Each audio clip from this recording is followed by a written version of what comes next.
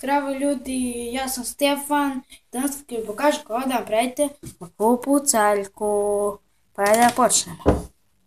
Kao prvo potreban vam je samo jedan list. Uzmete list i svijete ga ovako. I stisnete upo. Kad ga svijete tako, otvorite ga i ovako ga svijete. I poslije ste dobili tu krs. I na taj krs koji je ovako, ne ovako, nego ovako, napravite jedno, drugo, vrtite od drugu stranu, isto jedno, drugo, i poslije samo zavrtite ovako i ovako ga svivate. I samo najlosno poslije ovako stisnemo i od drugu stranu.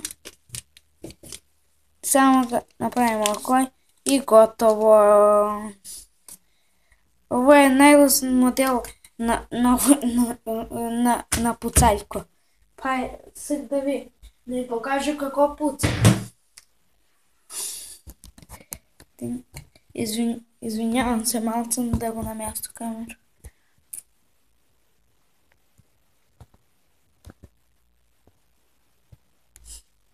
Ne.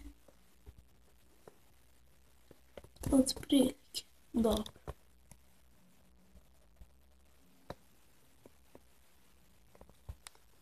Dobro, ajde. Evo, kako gledate. Samo zemljate, jako zamagnite i vidite vam puca. Ajde, povtorim još jedan put. I to je kraj. Vidimo se u drugim video. Ćao!